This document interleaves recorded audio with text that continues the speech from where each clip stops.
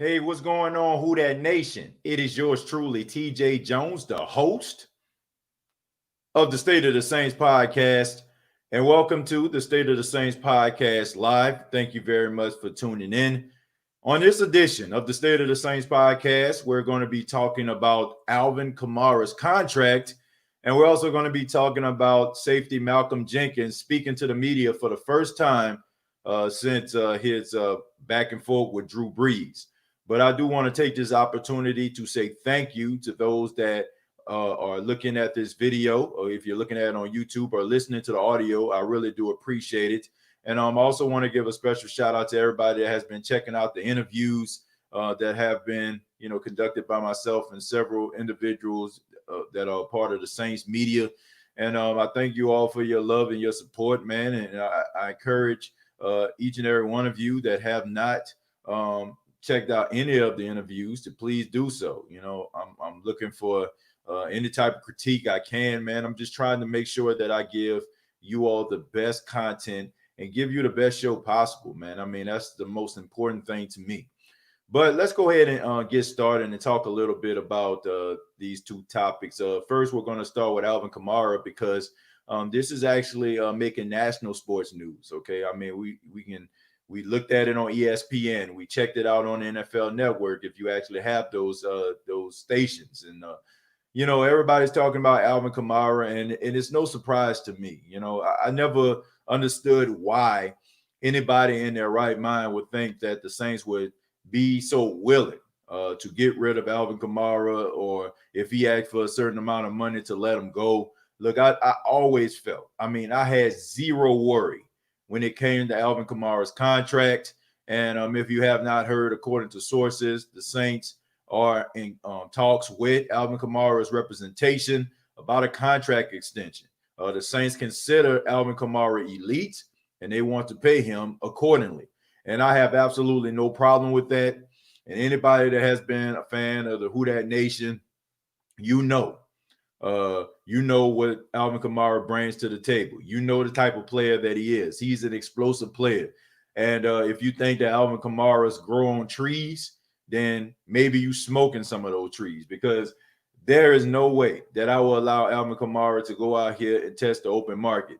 Don't feel like he's valuable. Don't feel like he's worth the money. Well, put him on the open market and see how quick somebody snatch him up. Alvin Kamara does deserve to be paid like a top running back. Does he deserve to be the highest paid running back? No, he does not, in my opinion. But he definitely deserves to be in the upper echelon of running back when it comes to the payments. So I have no problem with that. I'm happy for him. He deserves it. The guy came in third round out of Tennessee. Very little fanfare. We seen him in training camp. Sean Payton, compared him to Marshall Faulk, a fellow New Orleanian and a Culver Ram like myself. And, the rest is history, man. He started out the first couple games. We were like, man, I don't know about that Marshall Faulk comparison. And then all of a sudden, man, when they played against the Detroit Lions, the rest is history. He became one of the most exciting players to watch in all of the NFL. He was given absolutely nothing but an opportunity. This is a guy that can catch out of the backfield. He has hands almost similar to a wide receiver or a slot receiver. He can run between the tackles. The last few seasons, he averaged about 4.5, 5 yards per carry, exactly what you want your running backs to average. And honestly, last year, man, he said that he played 73%. So a guy that goes out there and gives his all, a guy that goes out there and lays it all on the line, a guy that is a team first guy. Okay, make no mistake about it. There are some players out there, Who Dat Nation, that would have not made that decision, would not have played in these games last season. Would have sat on the bench and said, man, look, I'm not going to mess up my money. I'm not going to squander my opportunity to have generational wealth to be able to take care of my kids and my kids' kids. People think like that, folks. And when you have people out there that are unselfish like Alvin Kamara, these guys ought to be commended and celebrated and not sitting out here being criticized because he didn't play up to your standards. Okay, I mean, he still had 81 catches. He still had nearly 1,000 yards. No, he didn't score like he did the first 2 seasons of his career. But the fact that he actually had a torn MCL and he still was out there going hard for his team and really putting the team first tells you everything you need to know about Alvin Kamara. So I am going to go out on a limb and I'm going to say this. I really don't want to hear anybody bashing Alvin Kamara anymore. I don't want to hear anybody talking badly about this guy and saying that this guy has lost it and he lost a step and he's not as good and he's signed with Clutch Sports and Clutch Sports has a reputation of turning players into divas. I don't want to hear that no more. I don't want to hear that because he does not deserve that type of criticism. Because some of y'all that's out here criticizing this man are going to be the same folks now that he's 100% talking about AK, 41, AK. I don't want to hear it. Okay? Keep that same energy and understand that it's hard to play in the National Football League at the running back position with a torn MCL. All right?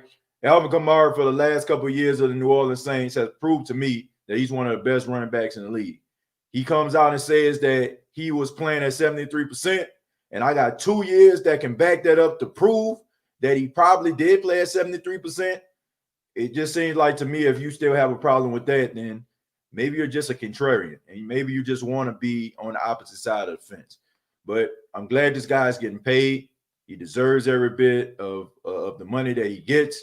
And I'm looking forward to seeing him in a Saints uniform for years to come, being a leader and being one of the guys that can galvanize this team post Drew Brees. But I want to give a special shout out to everybody checking out the live right now on YouTube, Facebook, and also on iTunes and Spotify. Thank you all very much. Special shout out to Brian, who was first. Jerry, Chosen is in the building. Shouts out to David, Humanity's Pain. And I'm going to go ahead and start off with Brian here. Brian says, are you going to do New Orleans Saints virtual fans this year? Wear a trophy. I don't know about that. I don't know if I'm doing anything like, virtual fan type experience. The only thing I can tell you is that me and my older brother, EJ, we're going to be having pre and post game shows throughout the entire season. Haven't really come up with a name yet. Probably going to be Two Brothers the way that it used to be. Me and my brother actually started out before I actually moved to South Carolina. We had a sports podcast, and it kind of slipped through the cracks between me being a store manager and it taking up a lot of my time. But we did have a sports show, man. So we're bringing that back. Probably going to be called once again Two Brothers Sports Show. You'll be able to check that out pre and post game, and we're going to be taking phone calls. We're going to be just like a regular radio show, like the way they do it down there in WWL. No, I'm not trying to compete with anybody, but I just feel like, the Who Dat Nation, they need more than one outlet. You know what I'm saying? We got so many great podcasters out there. Shouts out to Big Q. Shouts out to Deuce Winham. Shouts out to NOS Podcast.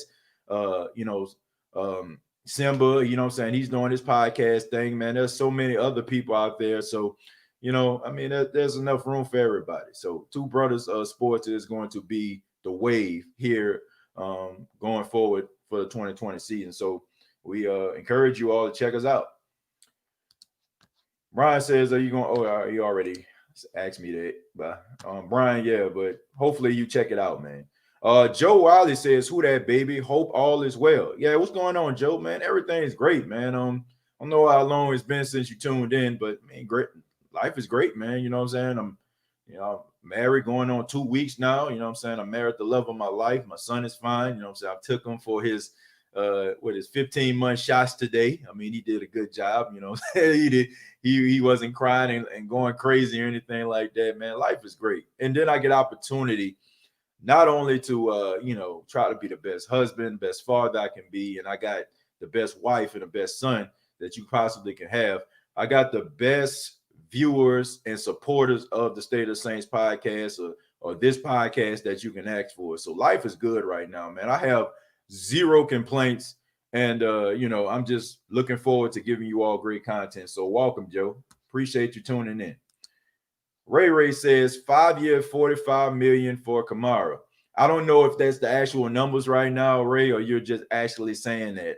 Not mad at that at all. Might be, I don't know, especially like since you have to count Ezekiel Elliott's contract. So I don't know about the 5 years thing, maybe 3 to 4, 45 or something like that. But I don't think you want to go 5 years, man, especially like when you look at a contract like Ezekiel Elliott. So hopefully they can get it done, man, and hopefully the Ezekiel Elliott deal won't be influence on a long, lengthy process. I hope not. So Donald says, man, first time being able to see you live in months. You've been doing a great job, man.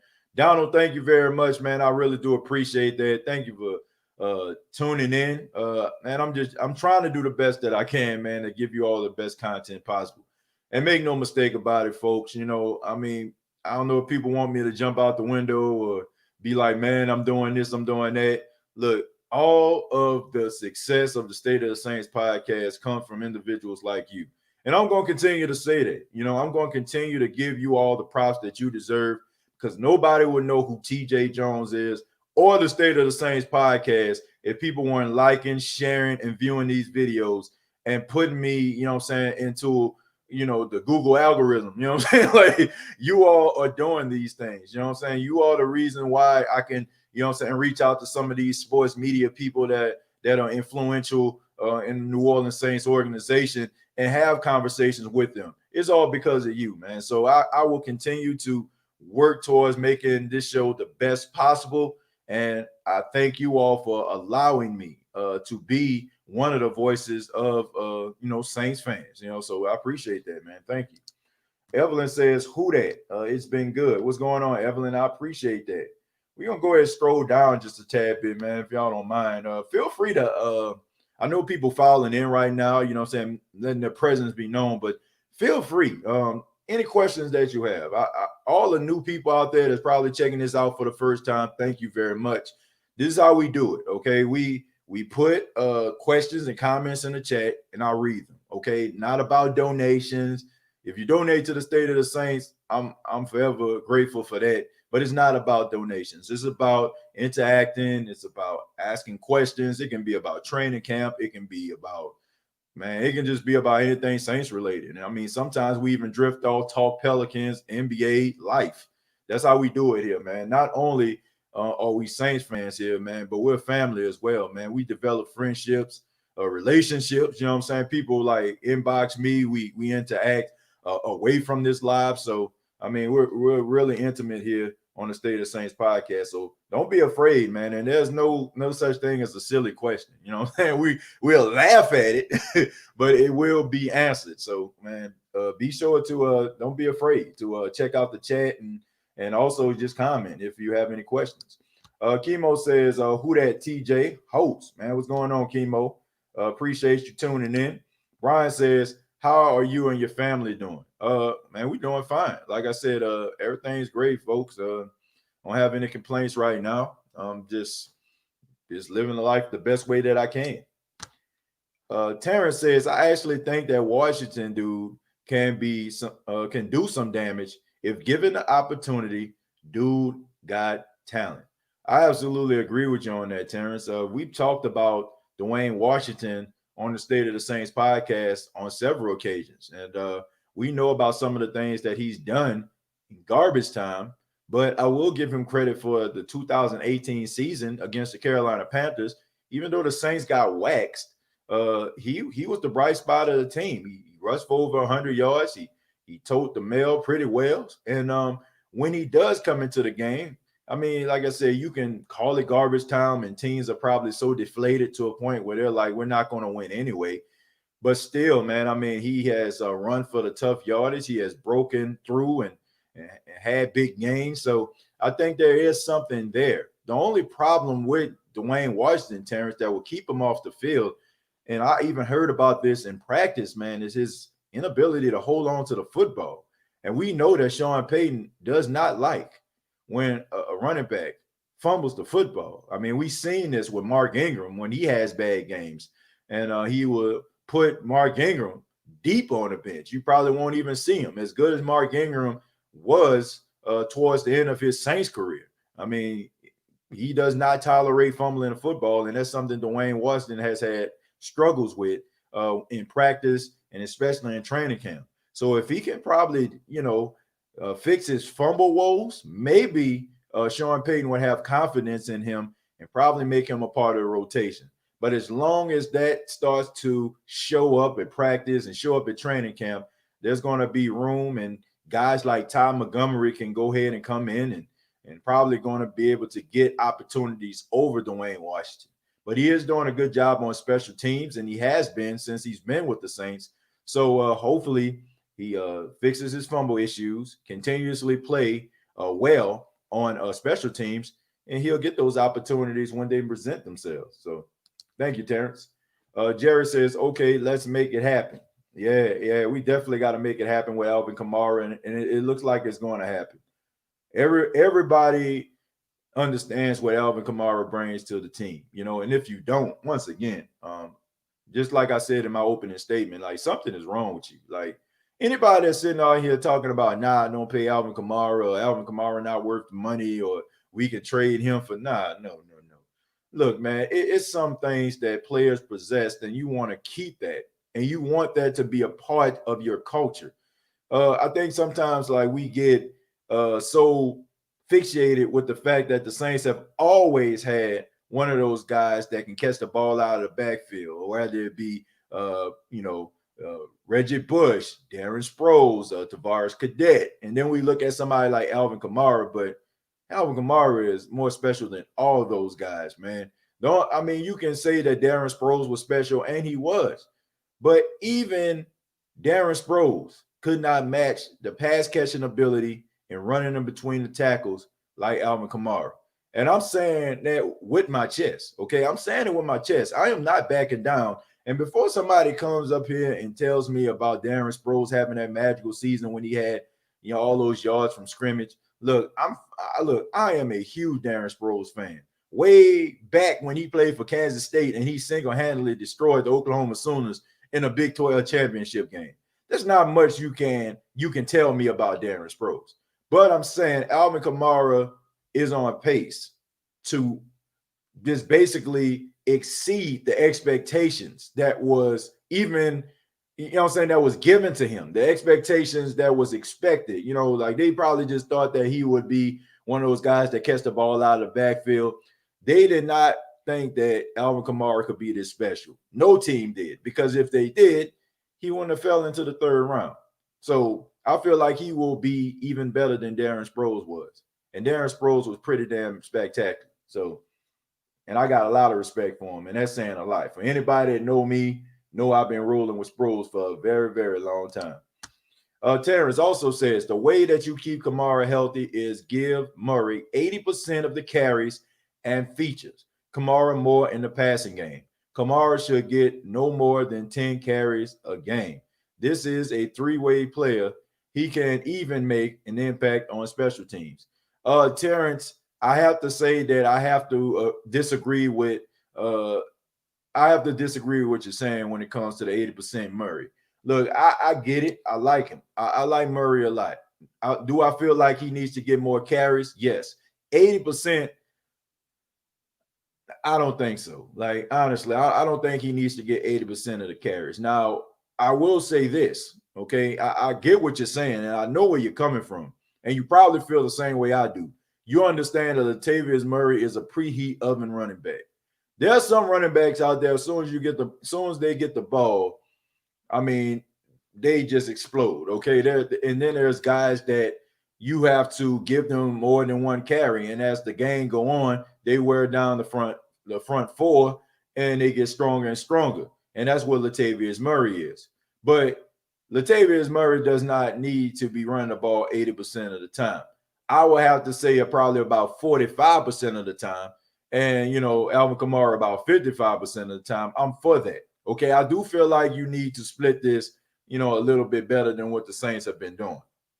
The thing about Sean Payton is he's just so obsessed with the talent of Alvin Kamara, and Alvin Kamara can do so many great things, it's hard for you to just say, man, come over to the sidelines. Because even if he's not running the ball between the tackles, he's a threat in the passing game. So when you got a guy that is that multi-dimensional, it's hard for you to say, man, come on and stand by me and allow number 28 to come into the game. I do feel like they need to find more ways to add Latavius Murray into the game. And I think that would come if Latavius Murray actually worked on his pass catching ability, which he has. Last season against the Arizona Cardinals was his first receiving touchdown that he had in his NFL career. So I feel like if he actually works on his hands and he becomes a better pass catcher, I think the Saints will use him more. I mean, that's just the way the Saints roll, man. I mean, 3 yards in a cloud of dust, Les Miles style is not going to be happening in New Orleans. The Saints try to find exotic ways to run the football, and they try to find ways to try to, confuse the defense.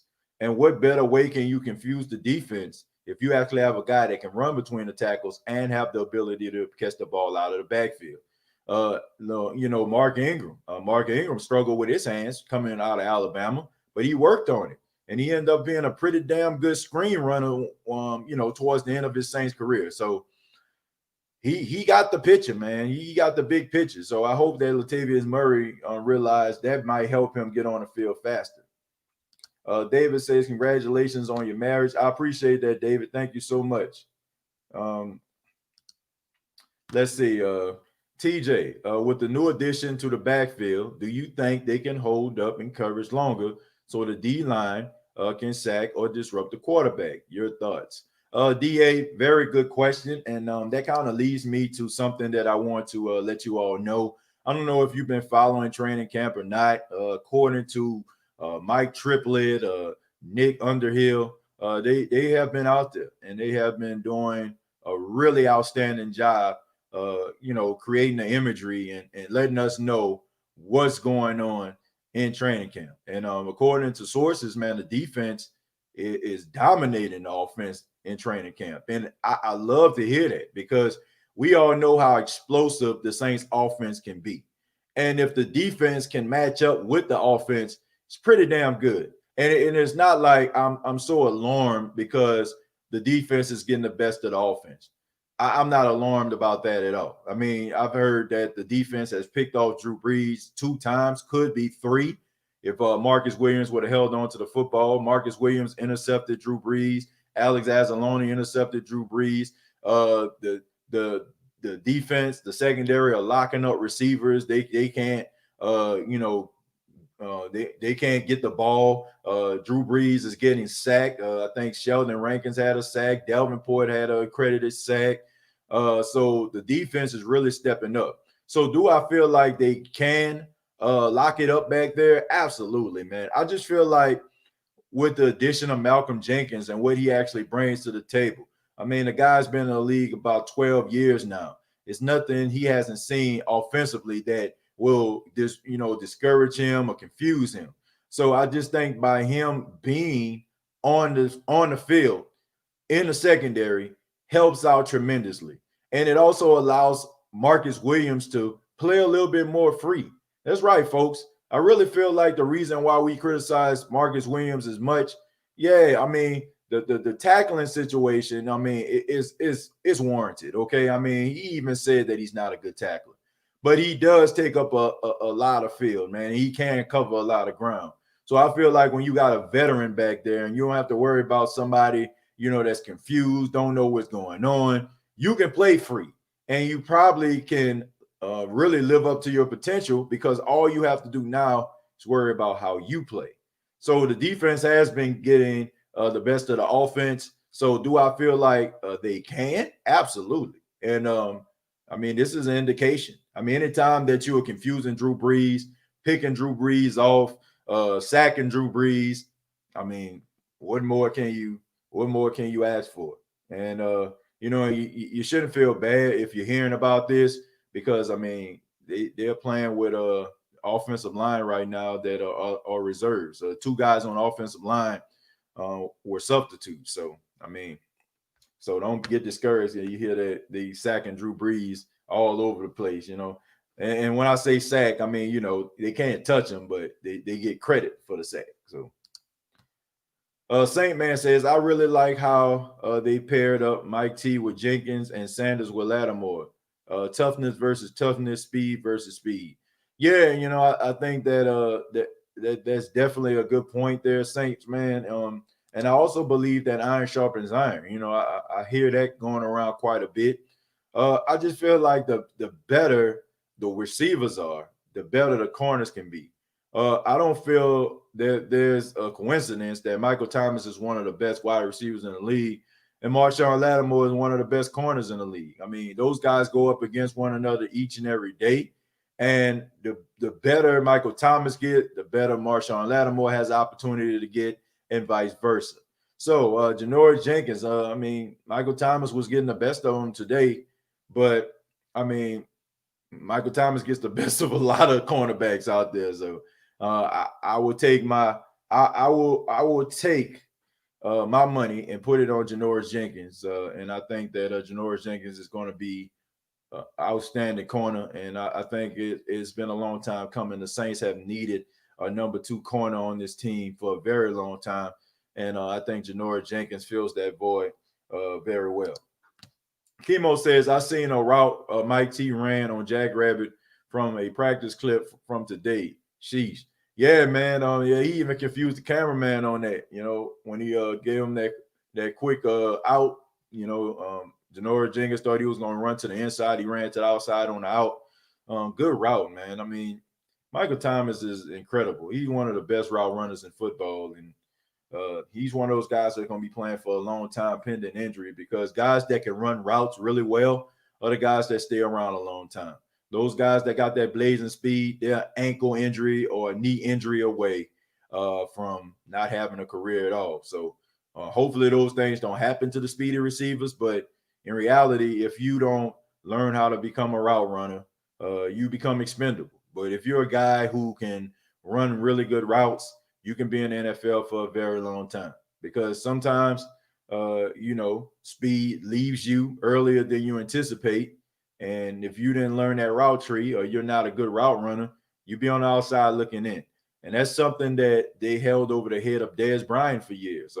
Hopefully he can get the job with the Baltimore Ravens. He gets signed. But that's something that they can hold over his head every time he goes for a trial. The fact that, you never learned the route tree. You never grasped the concept of running routes. So, I mean, Michael Thomas does an outstanding job, and he's one of those guys that can play for a very, very long time. No doubt about it.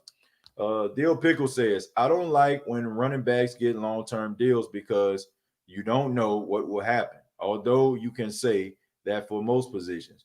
Yeah, Dill. I don't feel like this is something that you really have to have a long thought process about. Look, I mean, there's always going to be some what ifs. I mean, there's what ifs in every aspect of life, right? I mean, what if I don't know, what if Asante Samuels caught that interception 2 minutes into that game, the Patriots would have been undefeated and the Giants would have lost that Super Bowl. I mean, what if the referees would have threw the flag in 2018, the Saints would have been in the Super Bowl? I mean, there's so many different scenarios where we can say, well, what if? But when it comes to the contract, the contracts and the positions, I mean, it's a gamble. I mean, that's the way it goes. I mean, that is why you have to make sure that you get the right people into your organization. Guys that are high character guys, and guys that are not going to just phone it in once they get those big deals. Like people like, I feel like Ndamukong Suh did. I feel like Ndamukong is one of those guys that could have been one of the best defensive tackles in NFL history. I mean, this guy, I don't know if you watched him at Nebraska, that guy was a beast. I remember, man, him in a Big 12 championship game against the Oklahoma Sooners, man, he had like 4.5 sacks, and he was up for the Heisman. I mean, it's very rare that you have a defensive tackle up for the Heisman. That's how dominant he was. But, I mean, I just feel like he came into the league, and he was part of that last little wave that when you're a first or second round pick, you getting guaranteed $45, $50 million contracts. And I just feel like he just became an NFL mercenary. So I don't really care for guys like that. I like guys that are high character guys and guys that have the mind frame like Michael Thomas. When he got his deal, he called Mickey Loomis and he told him, he said, I'll be back again to renegotiate my contract in 5 years. That's the kind of guy that you want in your organization. A guy that's going to say, yeah, I got this money, but I'm not done yet. So if you got guys like that, it doesn't matter. You know what I'm saying? I would pay them as much money as I can, because I know that I'm going to get a return on my investment. Rather it come in a form of respect, revenue when it comes to jersey sales and what I'm saying, and being in the community and stuff like that. I mean, it would be a great return on investment. So as long as you got the right guy in place, doesn't matter the position. I mean, that guy's going to rise to the occasion. And Alvin Kamara, once again, I mean, playing at 73%. Playing at 73%, going out there for his teammates. I mean, it tells you everything you need to know, Deal. So even if you were on the fence, you got to get a guy credit in that regard. He could have easily destroyed his career by being out there. I mean, MCL tear. I mean, somebody go at his knee once again, and he re-aggravates it or hurts it even worse. Then we talking about a Marcus Dupree type guy, the best that never was. So he gets credit just for that alone, in my opinion. That's good. We paying Kamara because we gotta pay Lattimore and Marcus Williams at the end of the season, and Ramczyk gonna get a big contract deal. Yeah, I mean, there's a lot of guys that you need to pay, but this is a great problem to have. And I think the Saints are going to find ways to pay these guys because all these guys that you just named, they deserve their money. They deserve it, Phoebe. You know what I'm saying? They deserve their money for the work that they put in since they've been drafted. So I don't mind. All those guys deserve to get paid. Justin says, TJ, we have to talk about this on your last podcast. Sean Payton has to do better. Realize that he always has two dominant backs, but the one that's the horse, feed him more and bring your scat back to throw them off. Justin, I agree with that in certain circumstances, but I don't consider Alvin Kamara as just being a scat back alone. I don't think that people need to put that title on Alvin Kamara because Alvin Kamara is not a scat back. He is not one of those guys that just catch the ball out of the backfield. He can run between the tackles. He can get you yards, those ugly yards. He can fight for extra yards. I mean, we talk about Alvin Kamara's ability to break tackles, his ability to stay balanced, even when he takes one of those tough shots, look like he's going to take them out. He does so many other great things. So I don't consider him as a scat back.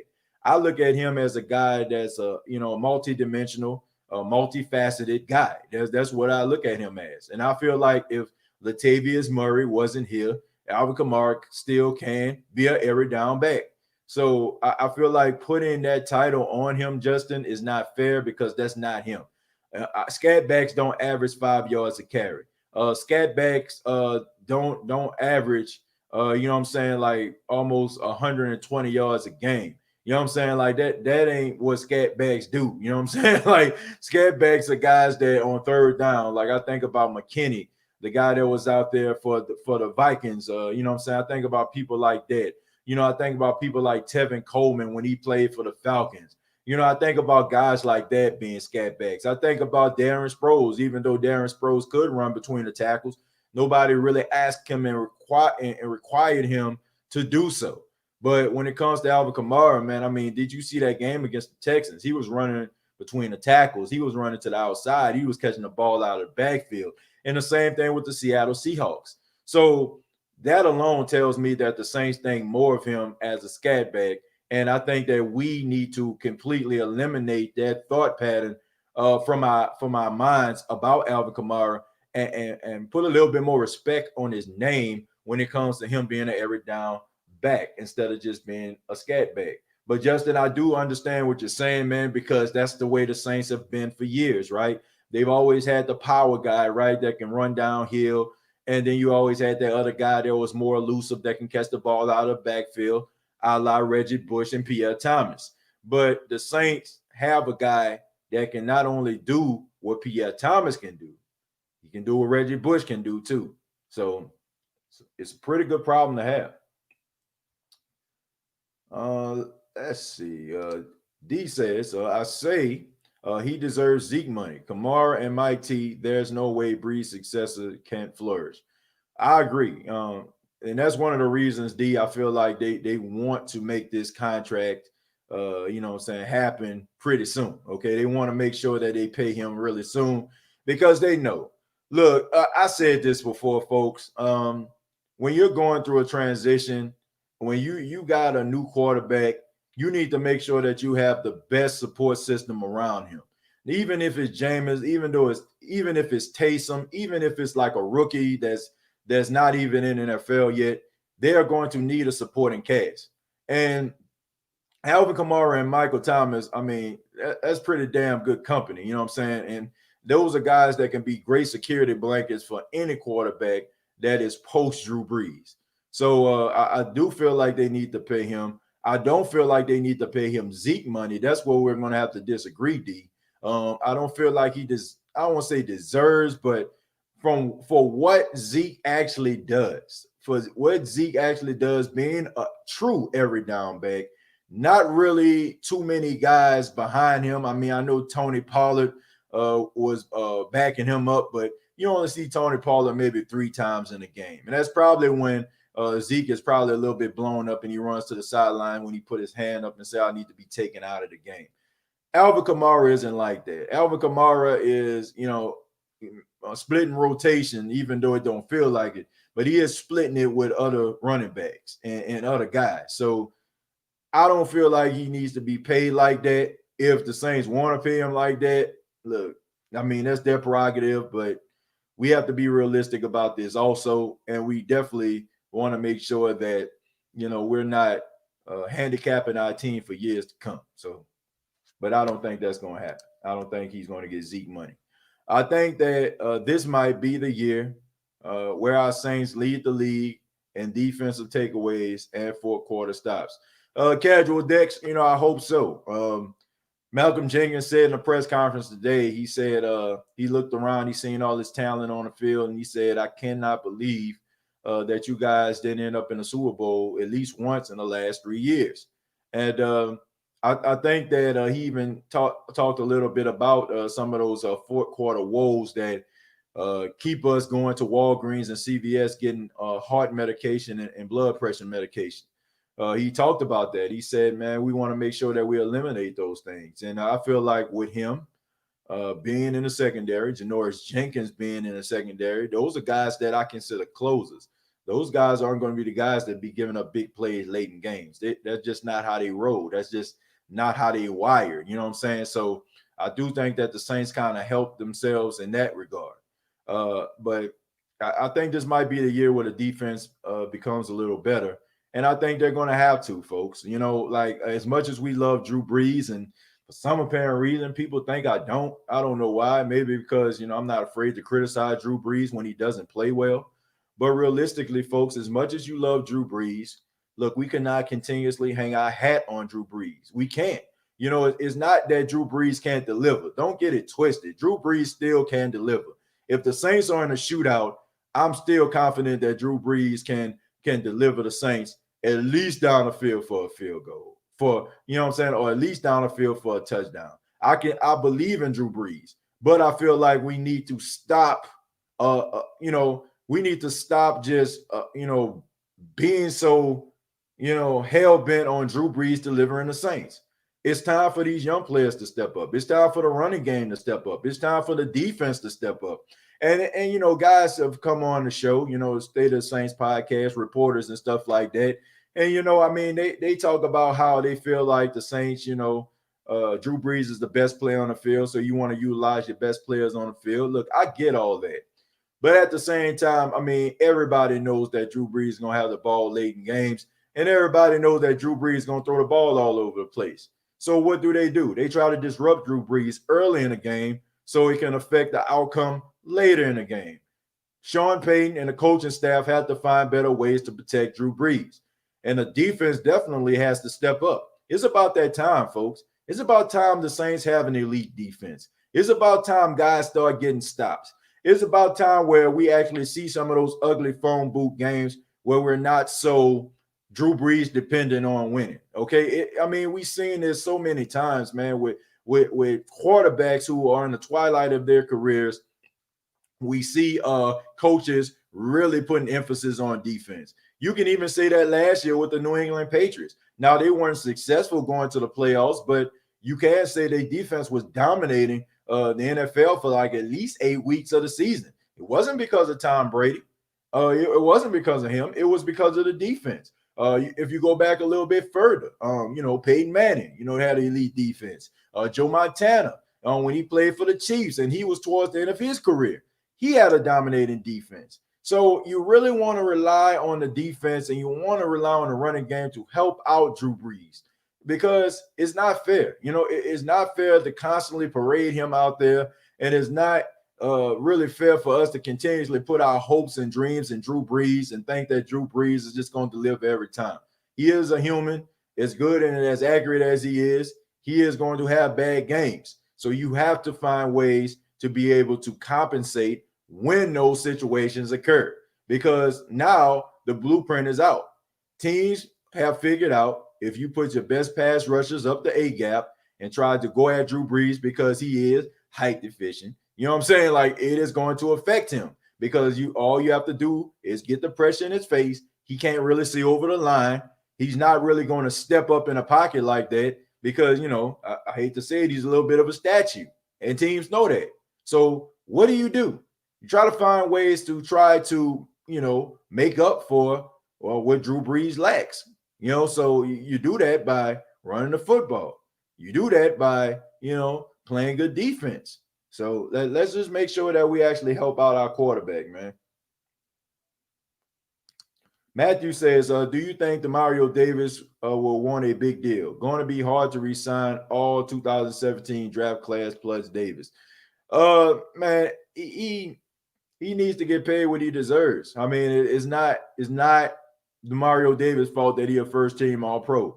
It's not Demario Davis's fault that he the best linebacker the Saints has had in a very long time. It's not his fault that he's starting to even surpass people like Jonathan Velma. And you can arguably say he's one of the top free agents the Saints ever picked up in the history of their franchise. It's not his fault. The Saints signed him to do a job, and he does it well. And he should get paid accordingly. If a job signs you, right, they take out an investment. They say, okay, we want you to have the job. We want you to go out here and put your best foot forward, and you do. And not only do you do it, you do it well. You're employee of the month. You've had unlimited access to the company lounge. You know what I'm saying? You're able to, take advantage of some of the things that the boss gives you, the perks or what have you. I mean, it all because you did a good job. So how are you supposed to feel? Are you supposed to be like, man, I don't deserve all this, man? I do my job well, but I don't deserve what's coming to me. No, man. I mean, he does his job. He does it well. I mean, he is exceeded expectations. Let's be honest, folks. Nobody expected Demario Davis to be as good as he is. I will be confident in saying I didn't think he was going to be as good as he is. The guy deserves his money. So if he goes to the Saints and say, man, I deserve this amount of money, I mean, you can't deny it. You can't deny it. Pro Bowl appearances, first team All Pros. According to Pro Football Focus, the second best ranking among linebackers. The only person that's better is Bobby Wagner. He's the only linebacker that ranks above the 80 percentile in coverage, pressures, and and also in tackling, man. So he deserves his money. And it's not up to Demario Davis to be like, man, I need to take a pay cut. No, man. Not at all. That's their problem to work out. Brian says, don't take this the wrong way. Ages catch up with so many NFL players on the New Orleans Saints team. That's why they don't play. The weather should be better than. Well, age catch up with everybody. You know what I'm saying? Not just football players. I mean, I often say here on the State of the Saints podcast, if you're in your 40s, you're not what you were when you were in your 20s. Now, you may think you are, but you're not. Okay? I mean, that's just the way that it is. But I do feel like these players that the Saints have, they have a lot to offer, and they do an outstanding job. With Drew Brees, I'm assuming you're talking about Drew Brees, Brian, because he's like the real true oldest person on the team. You know what I'm saying? Being 41 years old, I guess you can throw Malcolm Jenkins in that equation as well, but I mean, you're not going to be what you used to be. But I mean, what you struggle in, you can make up for it by doing some of the things that you do great, even more great. So, I mean, that's the best way I can answer that question. Let me see. Brian also says if you are a New Orleans Saints fan, you shouldn't care how they play, good or bad. You should love them unconditionally. The coaching staff and the football players and the owner of the team. I agree, but I have to disagree with your statement towards the end. Okay, if you're a Saints fan, you should care. Okay, you should care about how the team play. You should care about the records. You should care about how well they play against the opposition. But you know what I'm saying? It's not about not loving them unconditionally. It's the fact that we expect excellence in the Who Dat Nation because over the past 3 seasons, the Saints have had the best record in NFL in the past 3 seasons among teams. And they have really very little to show for it. Yeah, they have NFC South championships, but I guarantee you each and every person in the Who Dat Nation would trade those NFC South titles for a Super Bowl title.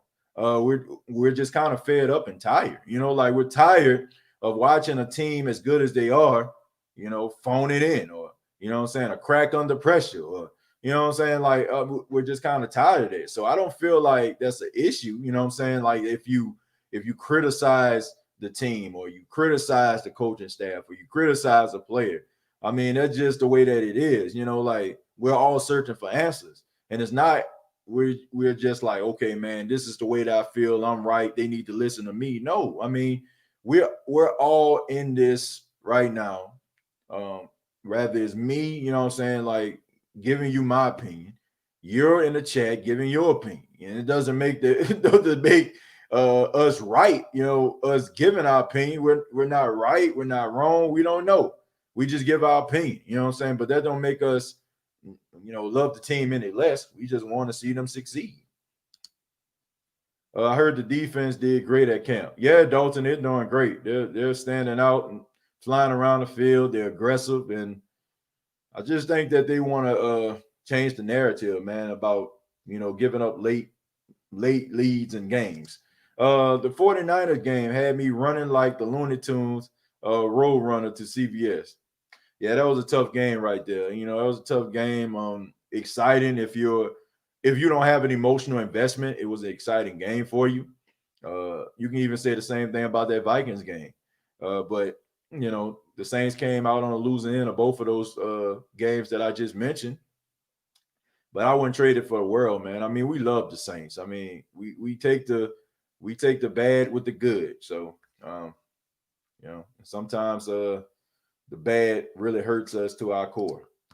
Kamara's contract, Zeke money. I ain't even fifth to give that fool Billy Joe Tolliver money.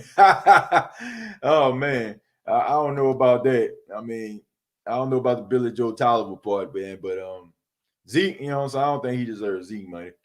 He deserves a good amount of money, but I don't know about Zeke. Might need to think about that. Ghostface Griller says, "Who that, everybody? I think Malcolm Jenkins is going to bring a vast amount of knowledge to our defense. He brought the truth in that interview.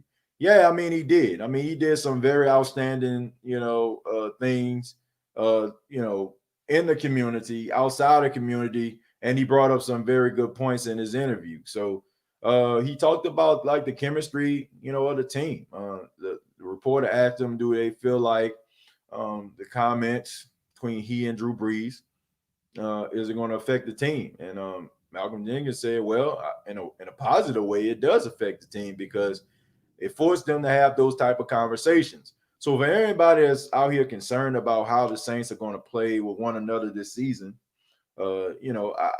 leaving that interview kind of made me feel like the Saints are going to be okay. I feel like they're going to be okay. I don't think it's going to be an issue down the line. I don't think that Malcolm Jenkins going to steal off on Drew Brees or vice versa. Nothing like that going to go down. And I don't feel like there's going to be a division in the locker room. I feel like these guys understand the mission. I think these guys have talked it out, and they're ready to move forward.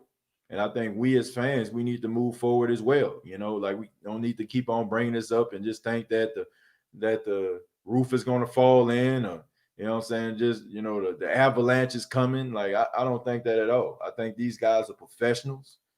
These guys understand what the common goal is, and that is to win a Lombardi trophy. So I'm very, very, very confident that they'll be able to do great this season. What's that? Do you think it's too far out there for the Saints to convert AK-41 to receiver? I don't feel like it's necessary. I mean, why would you want to convert him to a receiver? I mean, he's a good running back. You don't convert a guy that averages 5 yards a carry and nearly 1,000 yards rushing a season to wide receiver. You do that when a guy doesn't have the type of skill set that Alvin Kamara has. So I definitely want to do that. I think he's fine just where he is. The truth hurts. What's going on, man? He says Saints defense going to have to be on it a game if we're going to win another Super Bowl. That's true. I mean, defense wins championship, folks. I mean, offense wins game. Offense keeps the butts in seats.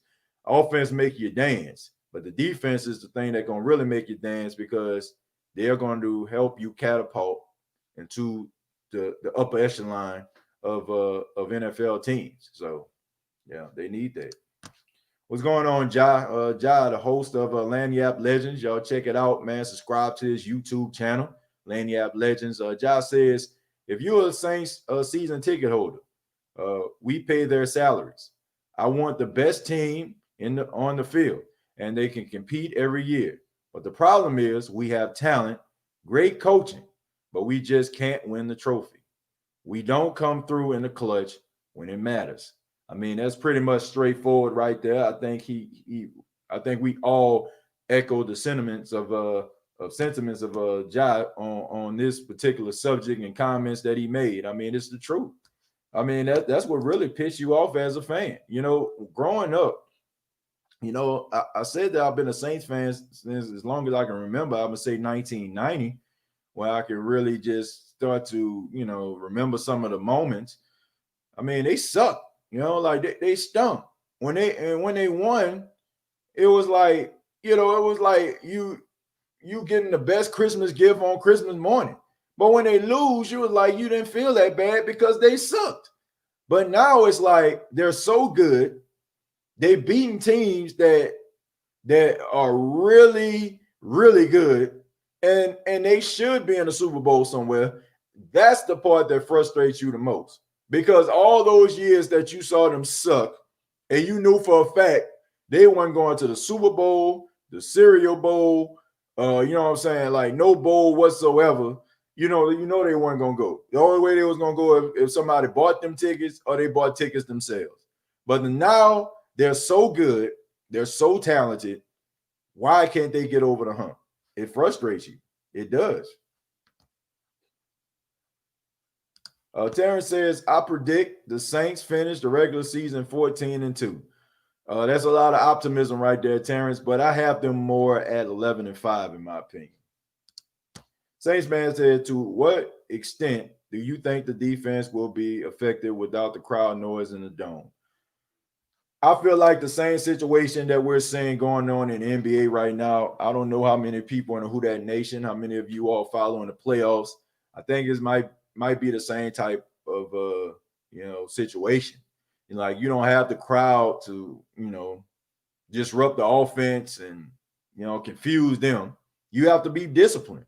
Like I said it, this year is going to be the year where you really find out who the real true team is, like who is the best team in the league, because the circumstances that these people, or these players rather, are going to have to play under, they are going to have to be as disciplined as possible. You don't have the advantages of a loud crowd. You don't have the advantage of a, you know what I'm saying, of a disruption or false starts or stuff like that because of crowd noise. You don't have that anymore. You have to be disciplined. And when I say it's kind of like what's going on in the bubble in NBA, it's because, you know, it's like when you play, it's like you playing a pickup game, right? You at the park. You don't have a cheering section, right? It's about going out there, executing, may the best team win. And that's how the NFL is going to be this season. So if the Saints want to win, they're going to have to be disciplined. And they're going to have to be the best team on the field that day. I mean, so that's the way I feel about that. Do you think Deontay Harris gets more burns this season? Yeah, I feel like he's going to get more. I think he's going to get more. I think they're going to add more to his plate. I think he's a guy that they started to use late in the season. I think he has a great skill set. I think that they're going to utilize him in a kicking game, of course. That's what his bread and butter is. He's a first-team All-Pro on special teams. But I do feel like the Saints are going to add to his plate, and I'm looking forward to it, man, because I think that he's a very special player. Tim, thank you very much for the $10. He says, ways good, TJ. Just showing some love. I really believe the Saints have the best team. Thrive ever. Had with a agent Drew. Even Malcolm Jenkins was supposed. We hadn't won more bowls. Yeah, I mean, I'm pretty sure he was shocked. You know what I'm saying? He was shocked that they didn't win a Super Bowl. He even said that with Drew Brees, I mean, yeah, he's up there in age, but I think we still can believe that Drew can get the job done. They just got to make sure that they actually help him a little bit more. Brian Pearson, I think Brady wanted to play for the Saints. So when Drew came back to the Saints that same day, Brady went to the Bucs. I don't know why would you play for them? Well, I mean, I don't know, man. Probably because they wanted him, and maybe he wanted to play in warmer weather. Maybe he wanted to be with the offense, you know what I'm saying, where he had a lot of weapons. I mean, we can talk about Tampa all we want to. Yeah, they've been a doormat of the South over the past decade, but they do have a lot of talented offensive players on that team. So, I mean, I'm not going to say that I don't understand why he went to Tampa. It's just the whole stigma of what Tampa represents. But you have to look at it too, man. Like we aren't that far removed from the stink and what the stigma was about the New Orleans Saints. I mean, just because we got Drew Brees and Sean Payton, man, let's not forget what we were, you know. So, I mean, all it takes is that one person, you know, to come to the organization and turn it around. I mean, it started with Sean Payton and Drew Brees, and for 15 years, the Saints have been one of the best teams in the NFL. So, I mean, it all started with, you know, a short 6 foot, 209-pound quarterback and an offensive coordinator. You know what I'm saying? So, you never know. That might be the start of something special for them. This is a complete roster. It's almost regular season. Who that? Yeah, Dexter. I mean, I'm excited about it. I'm fired up about this season. I really am. Hey, man, I'm new to podcasting and was wondering if you had any advice to growing my channel. Love your vids, man. Talking ball. Thank you, man, for, you know, asking me that. You know, I appreciate that, man. I'm humbled by you asking me. The only thing I can tell you, the best advice I can give to anybody that's starting a podcast, and I'm just being 100 with you right now. Number one, you can't listen to what everybody else is saying. There are going to be so many videos. People are going to be like, hey, look, you know, this is why your podcast isn't growing. This is what you need to do to start a podcast. Look, the best thing that you can do is run your own race and understand that Rome was not built in a day. And also, you have to have passion behind what you're doing. If you're doing a podcast just to be seen, if you're doing a podcast because you want everybody to love you, if you're doing a podcast because you want that sexy girl to slide into your DMs or you want that hot guy to slide into your DMs, then you're doing it for the wrong reasons. Number one, you should be passionate about what you're doing. Then you need to stop listening to other people and just consistently put out content. That's the best advice I can give to you. The best advice I can give to anybody is just consistently put out content. And don't pay attention to what other people doing. Don't let that discourage you. You know, I often say this. I say you need to run your race. Rather your race is your job. Rather your race is your podcast. Rather your race is your relationship. You should run your race like a horse with blinders on in a Kentucky Derby. Okay, they put blinders on horses so he can face forward, so he don't worry about those other horses on the side of him. The only thing that is important is the goal. So, what is your goal? That's my question to you. What is your goal? Is your goal to have a successful podcast? Is your goal to grow your channel? Because it's not going to be easy. You know what I'm saying? Like, it's not. You know what I'm saying? You got to have passion behind it. You got to have love behind it.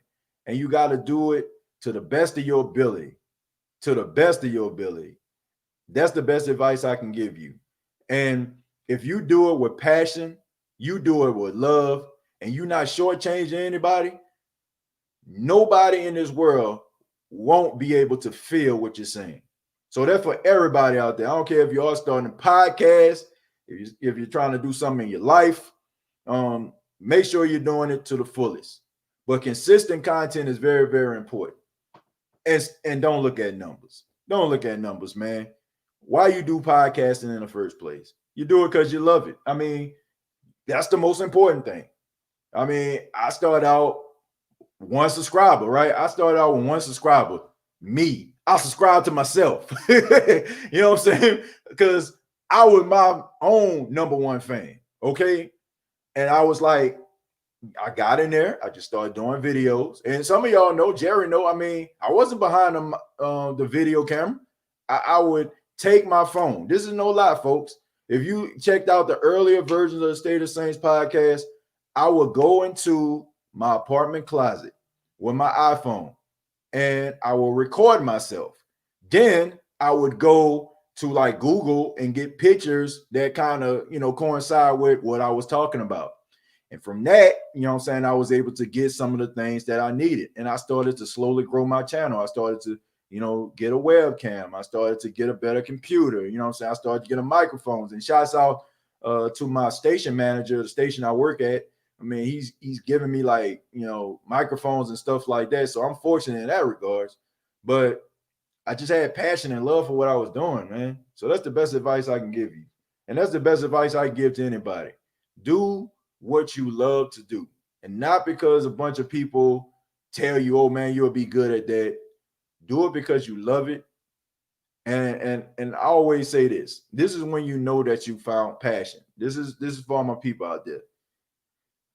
You found your passion when you find something that you love, and it would not matter if you was to get paid $1 to do it.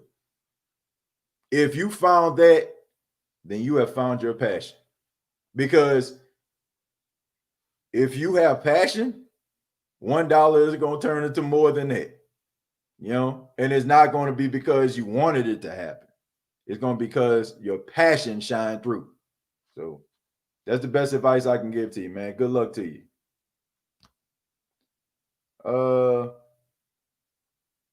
Let's see. I think I kind of lost my spot here. But, I mean, hopefully, you know what I'm saying, somebody, feel that advice I'm giving y'all right quick. Already read that. Me too, thanks. Let's see. Saints man says the Buccaneers this offseason remind me of all those overhyped teams from the Browns last offseason. For real, man. For real. Like, I mean, we ain't playing Madden. We playing football, right?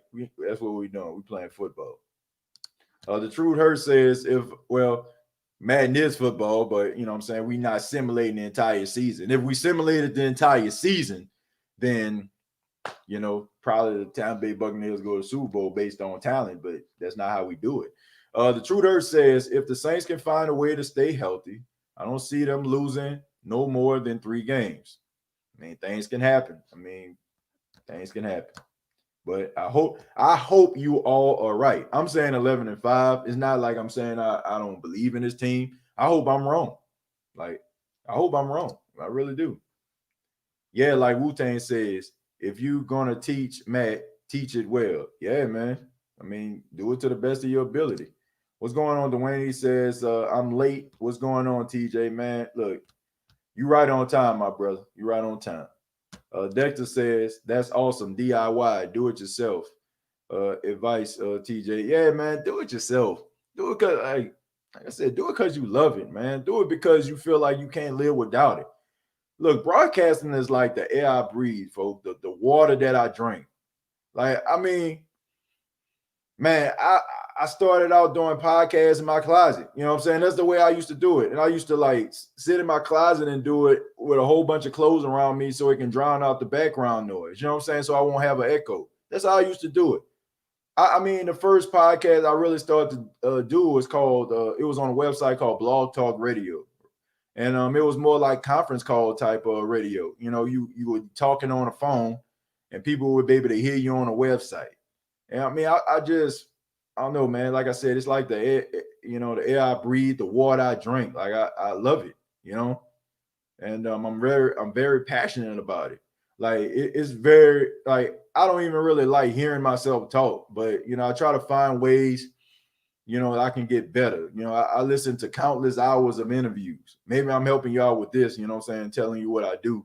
I listen to countless hours of interviews, like from different individuals. I listen to the tone of their voice. I listen to the rhythm of their voice. You know what I'm saying? I listen to what I'm saying, the way that they actually rebuttal, what I'm saying, when they ask a question. Like I look at all that stuff. And you got to be a student of the game. You got to be a student of the game if you're starting a podcast.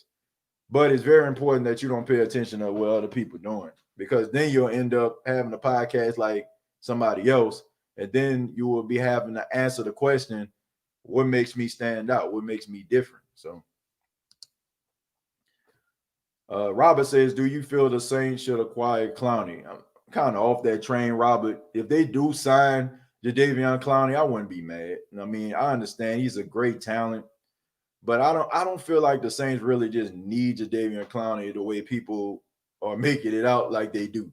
And I think the only reason why they're saying this is because they just think that it's just a matter of time before Davenport and Rankins get hurt. So I don't know, man. I guess if they can get them, why not? But I'm not trying to move heaven and earth for them. Thomas says they need to get back to the Mark Kamara share, but with Murray. I agree with that. Ain't nothing wrong with that. Make a lot of sense to me. Definitely need a balanced attack. Do you feel like Traquan Smith is in trouble on the wide receiver spot? No, I don't. I don't feel like he's in trouble. I feel like he's gonna make the team. You have to look at the fact that he is ahead of the game when it comes to the playbook. That's his advantage right now. I don't feel like he should just get the job based on that alone, but I feel like that is his advantage. He's been there. Talking Ball says, I missed his last question. I don't know if you said, bro, who's this guy? Oh, I don't know what that. I don't know what you mean by that. Was that what you was talking about? Talking Ball. You said I missed your last question. I don't know if that was what you said, but if that's not what you said, feel free to put it down in the comments again. Dwayne says, Saints, man, you took the words out of my mouth as I was just texting what you said. I'm sick of all the hype. The yucks, the yucks suck on the NFL Network featuring the Saints camp. Let's see if they stay focused on us. I don't care. And, honestly, I don't care if they do put the attention on them. Fine. Like I don't need the attention on the Saints. Like, just go out there and deliver. You're my favorite Saints podcast, TJ. Well, I appreciate that. I appreciate that very much. But, I mean, I'd be remiss if I didn't mention like some of these other great podcasters out here that do an outstanding job, man. I mean, I don't know, man. I see people sometimes, they be going at each other's neck if they do the same type of podcast, man, you know what I'm saying? Like, y'all need to watch me. And I'm like, man, I want everybody to be watched. You know what I'm saying? Like, I ain't even, I don't know. Maybe, I don't know why. I don't know. Maybe I'm just not wired that way. But there are so many great podcasters out here, man. I mean, Deuce Wenham does an outstanding job breaking down film. Man, he's a guy that, you know, you can tell he's a real student of the game, man. I mean, he always has like great content, man. You know, NOS, you know what I'm saying, a young kid. I mean, he just starting college and stuff like that, but he does an outstanding job. Big Q does an outstanding job breaking down the X's and the O's, man. You know what I'm saying? I know Simba starting his thing, man. I mean, he focused on boxing too. I mean, I even see my boy Job, man, you know what I'm saying? Jared, he doing his thing too. You know what I'm saying? But it's like, I don't know, man. I mean, I think everybody does an outstanding job. I want everybody to be successful. Rather, you know what I'm saying? Like, even if, you know what I'm saying, they numbers are bigger than mine, viewership more than mine, you know, because, man, I just think that it's important for us to really, you know, be able to like do what we love to do. And you can tell like each one of those people that I named love what they do. But I do appreciate those kind words. But, you know, I think that all of the podcasters that I mentioned, man, are very special in their own right. Talking Ball said that ain't it. Okay, you said I asked, should I talk about my farts in my podcast? No one else is doing it right now. Talking Ball. I mean, hey, it might be a little bit controversial, and you might have some issues when it comes to monetization. But if you want to talk about that, man, then feel free. You know what I'm saying? Like, just keep it as PG as you can. You know what I'm saying? Like, you know, so I mean, everybody farts, so you might be able to get away with that. Robert said, that's how I feel also, at least for some depth. You know, I mean, Robert, I mean, look, I get it. I get why you're excited, and I get why you want him to come.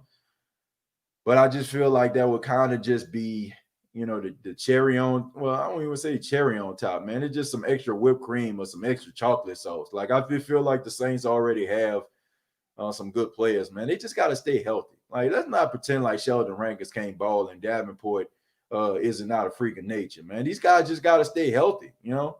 That's what we need. We wouldn't even be talking about this if they stayed healthy. Ty said, I have a gut feeling Butler will step up this year. I hope so. I mean, if he does, then that'll be a plus. You know they can use them in red zone situations. That definitely can help them out. Ghostface says, it would be cool to see you and NOS do a podcast together, TJ. Yeah, man. I mean, I would love to. Do a show with NOS. Like I said, I mean, I don't mind. You know, man, y'all know me. You know, I'll do a show with anybody. You know, I mean, I know he does an outstanding job, man. He's a good man. He's a good guy, good solid guy. You know, and I'm happy for him, man. I know he's starting college and stuff like that, man. I'm always excited to see young people evolve. You know, like, I mean, I know how it is, man. You know, you just starting college and stuff like that.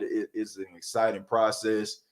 It can get a little bit of a burden, like when you first starting out, but I mean, I'm looking forward to some big things from him. Man, and he does outstanding job. So I definitely would love to see. You know, I would love to see, you know, him really, you know what I'm saying, thrive and grow, you know what I'm saying, more what he doing, you know what I'm saying? He is thriving and growing.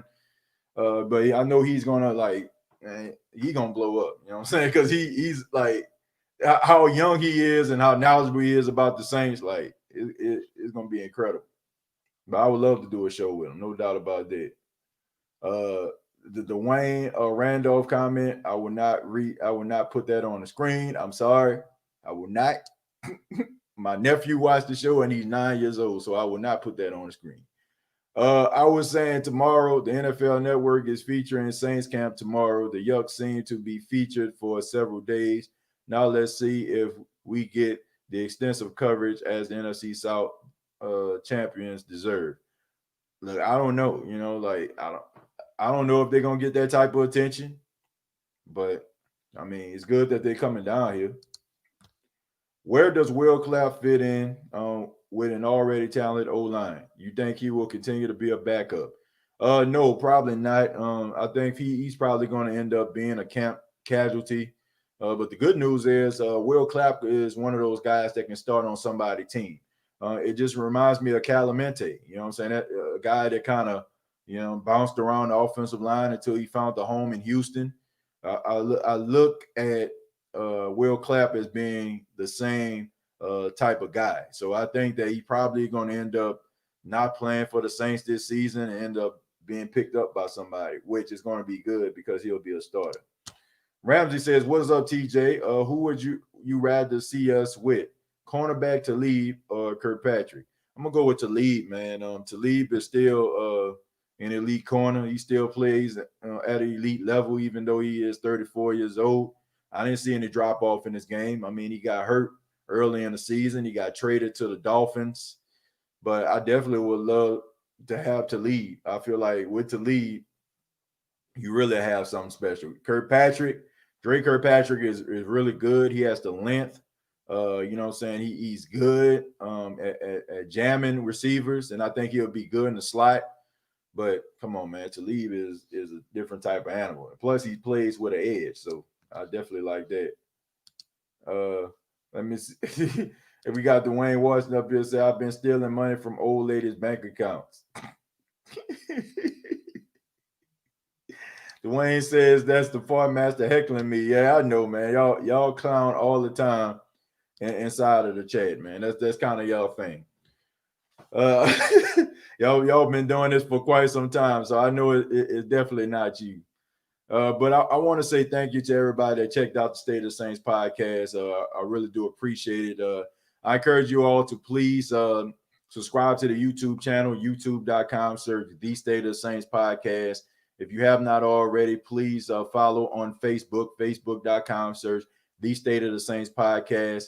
And I'm also asking you all to support the audio podcast, man. We're trying to grow that platform. Look, I understand a lot of people, they work and they can't look at the videos. And unless you have YouTube Premium, if you close your phone, then the video go out. So I think the audio form is the best way to do it. You can be at the gym getting your swole on. You can be at work behind a desk and you'll still get opportunity to listen. So I'm definitely trying to push that. It's available on Spotify, also iHeartRadio and iTunes. So you can just go ahead and just search for the State of the Saints podcast. It is available to you. So I ask you all to continue to support the State of the Saints podcast. Shouts out to everybody that listened and has been supporting since day one. We got some guests lined up. We got Jeff Norwick. He is going to be on the State of the Saints podcast on tomorrow at 3 p.m. Eastern Standard Time, 2 Central. He's going to be talking about the New Orleans Saints. I'm interested to get his take on PJ Williams since he kind of jumped out of the window a little bit about PJ, man, and talking about PJ Williams don't deserve some of the criticism. So I'm definitely going to ask him about that. Okay. Also, we're going to have Larry Holder on the show next week. Larry Holder. I mean, y'all guys know who Larry Holder is, especially if you're in New Orleans. I had Jeff Duncan, his partner in crime, on the show the other day. So Larry Holder will be on the show on next week. Delvin Bro will be on the show on next week. And also Saints reporter Amy Just will be on the show on next week. So those are people I know for a fact that are going to be on the State of the Saints podcast next week. And I'm trying to work on getting some more guests on the show, man, but those are the true commitments that I know for a fact that you all are going to see on the State of the Saints podcast. But thank you all so much. You take care. And like always, all I got to say is, who dat?